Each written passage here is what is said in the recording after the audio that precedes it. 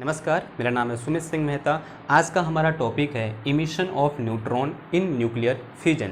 हमने इससे पिछले वाले लेक्चर में न्यूक्लियर फिजन के बारे में डिस्कस किया और न्यूक्लियर फिजन के दौरान जो फिजन फ्रेगमेंट मिलते हैं उनके नेचर के बारे में भी डिस्कस किया।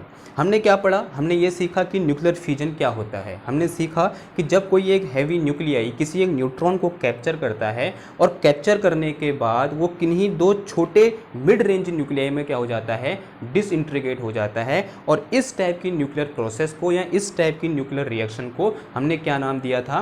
न्यूक्लियर फिजन नाम दिया था। जैसे कि हमने किसके लिए देखा था? यूरेनियम 235 के लिए हमने न्यूक्लियर फिजन देखा था। हमने क्या किया था? हमने एक यूरेनियम 235 का 92 यूरेनियम 235 का एक न्यूक्लियस ले लिया था। इस पर क्या कराया था? कोई एक न्यूट्रॉन प्रोजेक्ट कराया था। ये 92 यूरेनियम 235 इस न्यूट्रॉन को कैप्चर करेगा और कहाँ चला जाएगा? क्या बनाएगा? एक कंपाउंड न्यूक्लियस बनाएगा। कंपाउंड न्यूक्लियस कहाँ होगा? एक्साइटेड स्टेट में होगा। और कंपाउंड न्यूक्लियस क्या होगा? 92 यूरेनियम 236 होगा।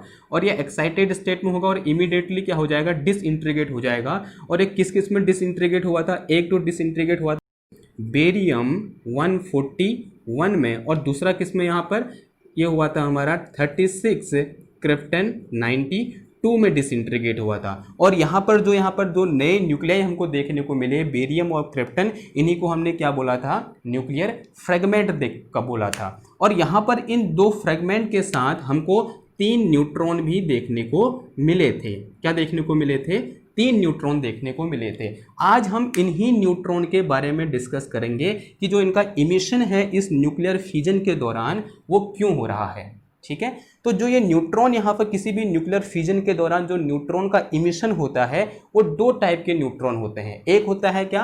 प्रॉम्प्ट न्यूट्रॉन, और दूसरा होता है क्या? Delay neutron. अब प्रॉम्प्ट न्यूट्रॉन क्या होते हैं? प्रॉम्प्ट न्यूट्रॉन ऐसे न्यूट्रॉन होते हैं जो न्यूक्लियर फिजन के होते ही इमिट हो जाते हैं। यानी इनका जो इमिशन होता है वो जैसे ही न्यूक्लियर फिजन होता है उसी टाइम पर स्पॉन्टेनियसली इन प्रॉम्प्ट न्यूट्रॉन का भी क्या हो जाता है? इमिशन हो जाता है। और जो इनके निकलने का टाइम या इमिशन का टाइम होता है वो अप्रॉक्स 10⁻⁻15 सेकेंड होता है। कितना होता है? 10⁻⁻15 सेकेंड होता है। यानी न्यूक्लियर फिजन होने के 10⁻⁻15 सेकेंड के बाद ये न्यूट्रॉन क्या हो जाते हैं? इमिट हो जाते हैं, या फिर इन न्यूट्रॉन का क्या हो जाता है? इमिशन हो जाता है। और उनको क्या नाम बोला हमने?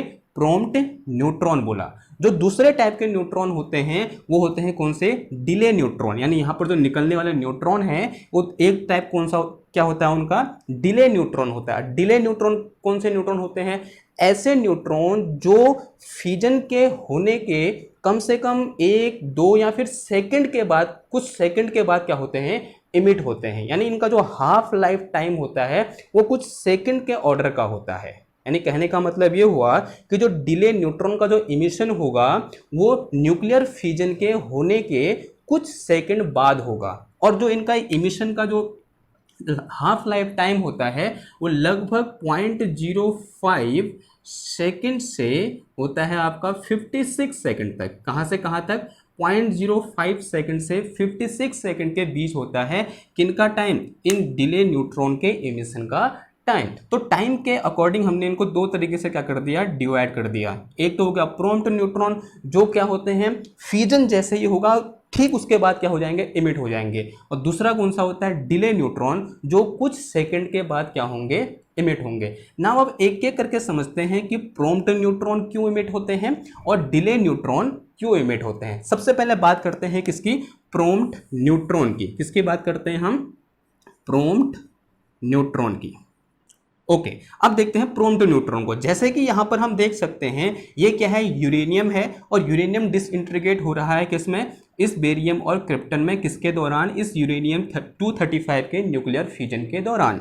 अब जैसे कि जो यूरेनियम है वो कैसा न्यूक्लियाई है? एक हैवी न्यूक्लियाई है। और हैवी न्यूक्लियाई की एक प्रॉपर्टी होती है कि हैवी न्यूक्लियाई कैसे होते हैं? न्यूट्रॉन रिच होते हैं। अब न्यूट्रॉन रिच होने का मतलब क्या हुआ? न्यूट्रॉन रिच होने का मतलब ये हुआ कि हैवी न्यूक्लियाई में जो नंबर ऑफ न्यूट्रॉन होगा वो नंबर ऑफ प्रोटॉन से क्या होते हैं? ज़्यादा होते हैं, ताकि जो हमारा न्यूक्लियस है वो क्या बना रहे? स्टेबल बना रहे। तो इस यूरेनियम में जो नंबर ऑफ न्यूट्रॉन होंगे और नंबर ऑफ प्रोटॉन से क्या होंगे? ज़्यादा होंगे। ठीक है। और जैसे ये यूरेनियम क्या करेगा, एक न्यूट्रॉन को कैप्चर करेगा और कैप्चर होने के बाद ये कहाँ जाएगा, अपनी एक्साइटेड स्टेट यानी एक नया कंपाउंड न्यूक्लियस बनाएगा 92 यूरेनियम 235। तो ये भी कैसे है, एक न्यूट्रॉन रिच है, यानी इसके पास जो नंबर ऑफ न्यूट्रॉन और नंबर ऑफ प्रोटॉन से क्या होते हैं, ज्यादा होते हैं। और जैसे ही ये न्यूक्लियाई किस में टूटेगा, इसके फ्रेगमेंट में टूटेगा या फिर फ्यूजन फ्रेगमेंट में टूटेगा, उस दौरान क्या करता है, ये कुछ एक्सेस ऑफ जो न्यूट्रॉन होते हैं उनको क्या कर देता है, इमिट कर देता है। ठीक है, जैसे ये इस पर डिसइंटीग्रेट होता है उसी टाइम में, उसी दौरान ये क्या कर देता है, कुछ न्यूट्रॉन को क्या कर देता है, इमिट कर देता है। क्यों, क्योंकि इनके पास क्या होती है, कुछ न्यूट्रॉनों की एक्सेस होती है, क्योंकि ये कैसे हैं, हैवी न्यूक्लियाई हैं। तो जैसे ये कहाँ टूटेंगे, अपने स्मॉलर फ्रेगमेंट में टूटेंगे या फ्यूजन फ्रेगमेंट में टूटेंगे, तो इनके पास न्यूट्रॉन की एक्सेस होगी। तो न्यूट्रॉन की एक्सेस होने से क्या होगा, ये कुछ न्यूट्रॉन को क्या कर देते हैं, इमिट कर देते हैं, और वही न्यूट्रॉन क्या कहलाते हैं, प्रॉम्प्ट न्यूट्रॉन कहलाते हैं। क्या कहलाते हैं,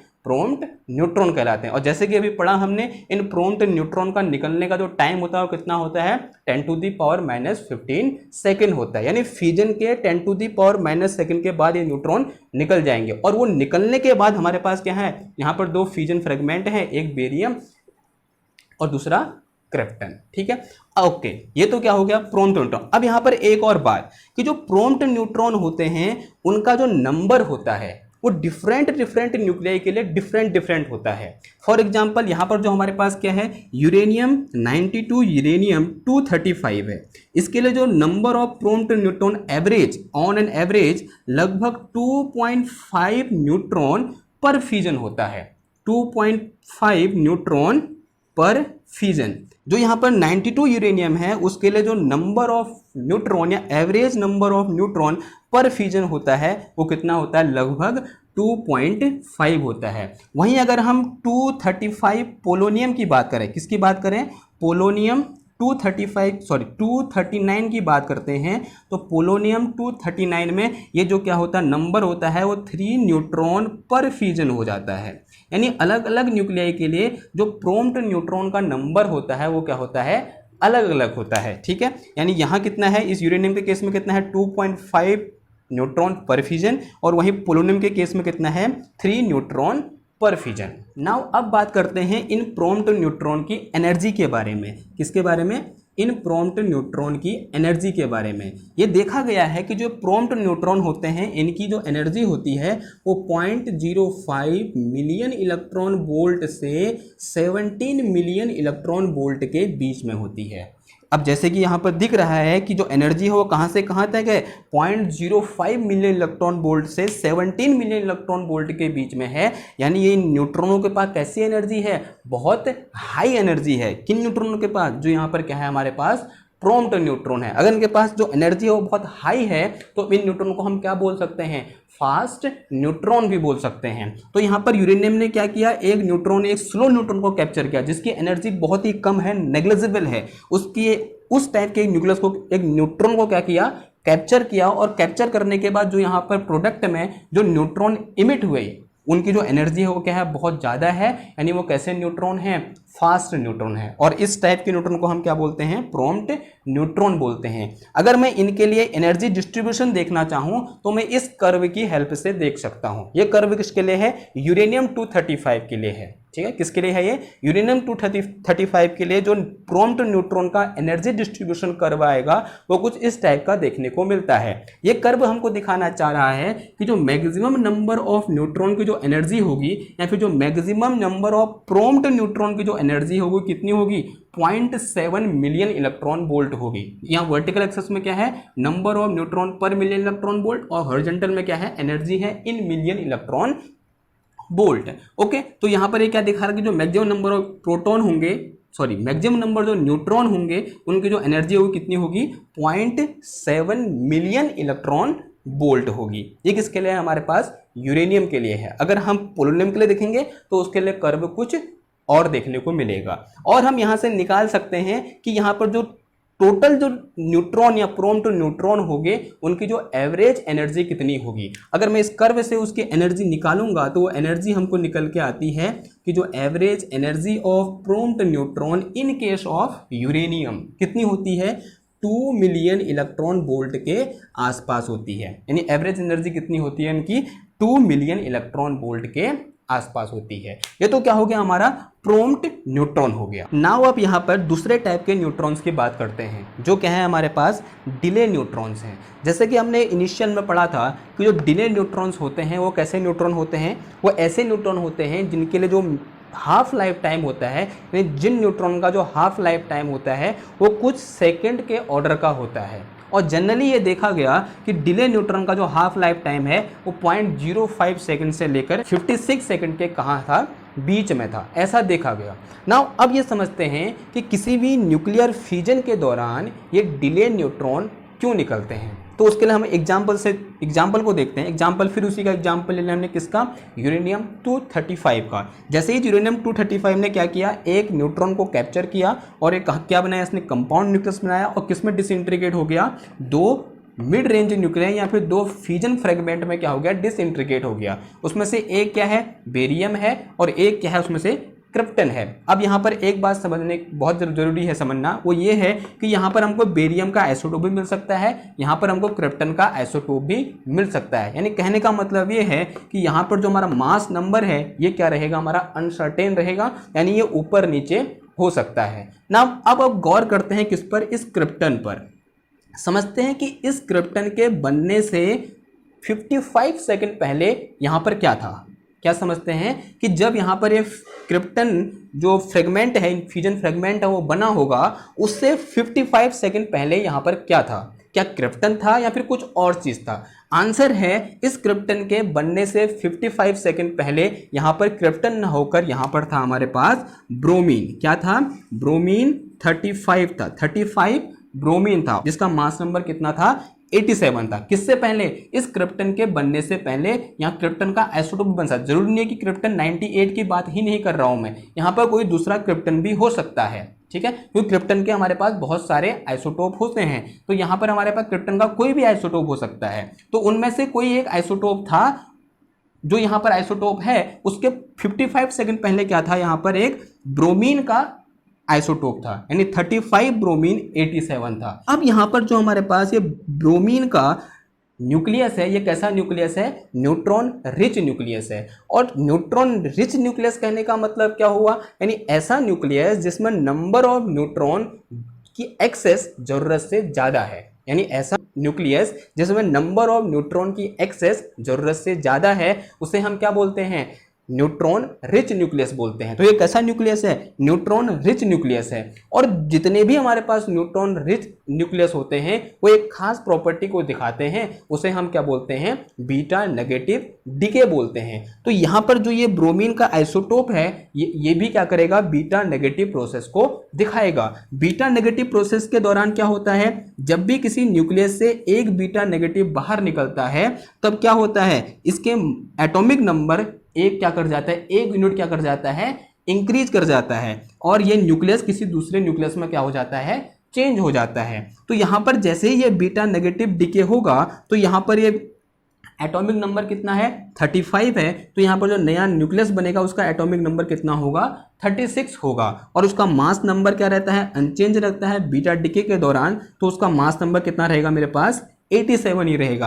अब हम जानते हैं कि जो 37 एटॉमिक नंबर होता है वो किसका होता है, क्रिप्टन का होता है। किसका होता है, क्रिप्टन का होता है। तो इस ब्रोमीन में क्या हुआ, बीटा नेगेटिव डीके हुआ, तो हमको क्या देखने को मिला, यहाँ पर क्रिप्टन देखने को मिला। और ये कब है, इस क्रिप्टन के बनने से 55 सेकंड पहले क्या था हमारे पास, यहाँ पर ब्रोमीन था, और ब्रोमीन में क्या हुआ, बीटा डीके हुआ, और हमें यहाँ पर क्या देखने को मिला, एक क्रिप्टन देखने को मिला। लेकिन ये जो क्रिप्टन होगा वो कहाँ होगा, अपनी एक्साइटेड स्टेट में होगा, और ये इमीडिएटली क्या कर देगा, एक न्यूट्रॉन क्या कर देगा, बाहर निकाल देगा। और जैसे ये एक न्यूट्रॉन बाहर निकालेगा, -1 न्यूट्रॉन करेगा, तो मुझे यहाँ पर क्या देखने को मिलेगा, 36 क्रिप्टन 86 देखने को मिलेगा। और ये क्या है, क्रिप्टन का स्टेबल आइसोटोप है। यानी क्रिप्टन के होने से पहले यहाँ पर क्या था, ब्रोमीन था, और ब्रोमीन में क्या हुआ, बीटा डीके हुआ। बीटा डीके होने के दौरान हमें क्या मिला, यहाँ पर एक क्रिप्टन का एक आइसोटोप देखने को मिला, जो कहाँ है, एक्साइटेड स्टेट में है। और जैसे ही अगर एक्साइटेड स्टेट में है तो इमीडिएटली क्या कर देगा, एक न्यूट्रॉन बाहर निकाल देगा, और यहाँ पर वो क्या देखने को मिलेगा, क्रिप्टन का एक स्टेबल आइसोटोप देखने को मिलेगा। और ये जो यहाँ पर न्यूट्रॉन निकला इस दौरान, इसी को हम क्या बोलते हैं, डिले न्यूट्रॉन बोलते हैं। यानी यहाँ से यहाँ पहुँचने को कितना टाइम लगा, लगभग 56 सेकंड लगा। ठीक है, तो इसका टाइम कितना होगा यहाँ पर 56 सेकंड। 56 सेकंड में ये रिएक्शन यहाँ से यहाँ पहुँच गई। तो इस तरीके से क्या होगा, यहाँ पर जो हमारे पास डिले न्यूट्रॉन है वो बाहर निकलेगा। अब यहाँ पर जो न्यूट्रॉन का बाहर निकलना है उसको हम एक तरीके से और समझ सकते हैं। तो हमें यहाँ पर क्या देखने को मिल रहा है, यहाँ पर हमको 36 क्रिप्टन 87 देखने को मिल रहा है। अगर मैं यहाँ पर क्या निकाल दूं, नंबर ऑफ न्यूट्रॉन निकाल दूं, जैसे हम जानते हैं मास नंबर इक्वल टू क्या होता है, number of proton plus number of neutron. तो number of neutron equal to क्या हो जाएगा यहाँ पर A माइनस जेड। और A कितना है इसके लिए हमारे पास 87 है। 87 माइनस का 36 और इसको दोनों को माइनस करेंगे तो कितना आ जाएगा, ये आ जाएगा हमारे पास 1 और ये कितना आ गया हमारे पास 51 आ गया। तो इस न्यूक्लियस में जो टोटल नंबर ऑफ न्यूट्रॉन है वो कितने हैं, 56 हैं। किस न्यूक्लियस में, इस न्यूक्लियस में। अगर मैं ये बोलूँ थोड़ी देर के लिए अज्यूम कर लूँ यहाँ से एक न्यूट्रॉन बाहर निकल गया तो यहाँ पर नंबर ऑफ न्यूट्रॉन कितने हो जाएंगे, 50 हो जाएंगे। और 50 कैसा है, एक मैजिक नंबर है। और मैजिक नंबर कहने का मतलब ये है कि अगर हमारे पास कोई भी न्यूक्लियाई है और उस न्यूक्लियाई में नंबर ऑफ न्यूट्रॉन 28 हैं, 50 हैं, 82 है या 126 हैं, तो वो न्यूक्लियाई क्या होते हैं, स्टेबल होते हैं in compare to other nuclei. तो यहाँ पर जो क्रिप्टन का ये न्यूक्लियाई देखने को मिला, इसमें जो नंबर ऑफ न्यूट्रॉन है एक ज्यादा है। अगर एक न्यूट्रॉन यहाँ से निकल जाए तो ये जो न्यूक्लियाई है वो क्या हो जाएगा, स्टेबल हो जाएगा। तभी यहाँ से क्या हो जाता है, एक न्यूट्रॉन बाहर निकल जाता है। अब यहाँ पर नंबर ऑफ न्यूट्रॉन कितने हो गए हैं, 50 हो गए हैं। और नंबर ऑफ न्यूट्रॉन अगर 50 है तो इस न्यूक्लियस की जो स्टेबिलिटी होगी वो क्या होगी, बहुत ज्यादा होगी। क्योंकि अगर किसी न्यूक्लियस में number of neutron magic number या नंबर ऑफ न्यूट्रॉन या number of proton magic number के बराबर होते हैं तो वो न्यूक्लियस स्टेबल न्यूक्लियस होता है in compare to the other nucleus. तो इस तरीके से हम क्या कर सकते हैं, डिले न्यूट्रॉन के इमिशन को क्या कर सकते हैं, समझ सकते हैं। इसका इमिशन का जो रेट होता है वो कैसा होता है, एक्सपोनेंशियल होता है। अगर हम रेट की बात करें, अगर ये टाइम ले लें इस एक्सेस में और यहाँ हम नंबर ऑफ न्यूट्रॉन ले लें तो ये कैसे डिके करेगा, एक्सपोनेंशियली डिके करेगा। एक्सपोनेंशियली डिके करने का मतलब क्या है, इनिशियली जो डिले न्यूट्रॉन का इमिशन होगा वो क्या होगा, बहुत फास्ट होगा। और जैसे जैसे टाइम बीतेगा वैसे वैसे जो इमिशन ऑफ डिले न्यूट्रॉन होगा वो क्या होता जाएगा, कम होता जाएगा। यानी rate of emission of delay neutron क्या होता जाएगा, कम होता जाएगा। और ऐसा ही हमने कहाँ पढ़ा था, जब हमने रेडियो एक्टिविटी की बात की थी, यानी rate of radio active decay की बात की थी, वहां पर भी कुछ ऐसा ही कर्व हमको देखने को मिला था। यानी जो डिले न्यूट्रॉन का जो रेट ऑफ इमिशन होता है वो रेडियो एक्टिव सब्सटेंस के डिके के रेट के जैसा ही होता है, यानी उसके सिमिलर होता है। तो ये क्या हो गया हमारे पास, प्रॉम्प्ट न्यूट्रॉन और डिले न्यूट्रॉन क्या होते हैं और ये क्यों, इनका इमिशन क्यों होता है। आई होप आपको इसमें समझ में आया होगा। तो मिलते हैं आपसे नेक्स्ट क्लास में, तब तक थैंक यू, धन्यवाद।